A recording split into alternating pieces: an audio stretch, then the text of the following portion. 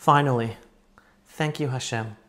After 4,118 days in Gaza, Hadar Goldin has come home.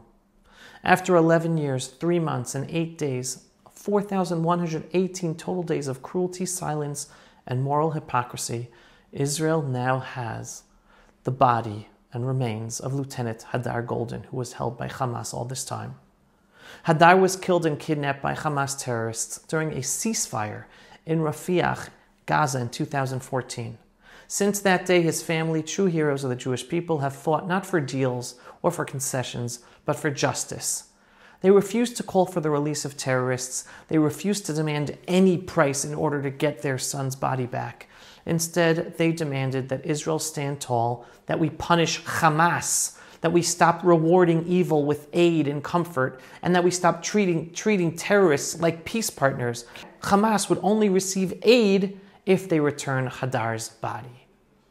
But because their message didn't fit the progressive, appeasing narrative of the political leftist media narrative, the Goldin family never received the airtime. The mainstream press ignored them. No public campaigns of support to get his body back from Hamas. Hadar Goldin's story is not just about one soldier. It's about the soul of our Jewish nation. Will we stand by our values and our people against the absolute evil of the jihadi Islam we're up against? Or will we continue to bow to those whose mothers educate their children to murder us and celebrate death? Today, after 4,118 days, Hadar's body is finally home and about to be buried.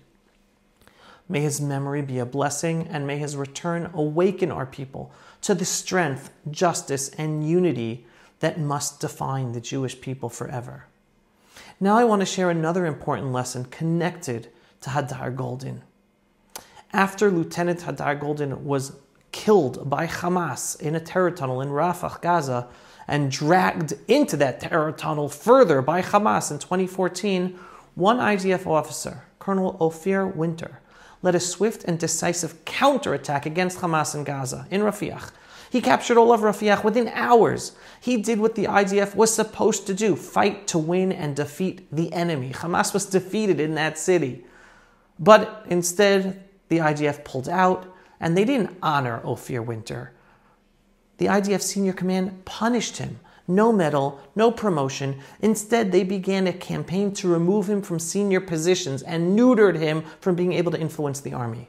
Why? Because Ophir Winter represented everything the deep state military establishment has spent years trying to destroy: our true Jewish strength, faith, and moral clarity. For years, the IDF's top brass have quietly replaced the brave, unapologetic fighters as officers with politically correct officers who believe in managing the conflict, appeasing the enemy, and avoiding the victory we need to protect ourselves.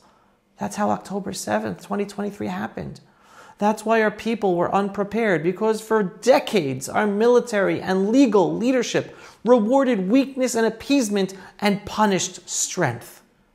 But the tide is turning. This truth is being exposed. The people of Israel are waking up. We have a proud Jewish generation of Line of Zion fighters. This is why Netanyahu's appointment of David Zini as head of Shabak intelligence was such a critical step, because he's one of them. He's one of the good ones. And why the deep state in Israel's military and justice establishment fought it with everything they had to stop his appointment. Because once strong, values-driven Jewish leadership returns, the power of the deep state ends. Hadar's story isn't just about loss. It's about what happens when we abandon courage, common sense, and our Jewish identity, and what must change if we are ever to ensure that October 7th never happens again. And this is the new generation we have to replace the failed deep state unelected officials in power. We are in the process of breaking this change, exposing the anti-Jewish deep state elite to then replace them. Think about everything we've been able to achieve as a nation all these 77 years since the modern Jewish state has been established. The decades of damage caused by this entrenched deep state elite. Now imagine what we will accomplish once we replace them and they're no longer in power to make it to damage. The sky will be the limit for a proud Jewish nation, restored to full sovereignty in our ancestral homeland, fulfilling our destiny to spread good as a people, defeat evil in the Holy Land, and shine moral light to the world, to be inspired to do that as well. Am Yisrael Chai. And Hadar, Baruch Dayan Emet, but welcome home. If you are not yet a subscriber to our daily, belief-based, inspiring, politically incorrect, truthful videos about Israel, the Jewish people, and the freedom-loving world, what are you waiting for? Go to pulsevisual.com and click to subscribe today. And yes, we are a donor-based operation. We need your donations for support in order to make these videos and get our videos seen and do all the work we do. So every once in a while, whether a large donation or a small donation, just go to pulsevisual.com and click on the donate button. Shalom, everyone, and thanks for watching. Pulse of Israel, frontline videos from the Holy Land. Support our work by donating today.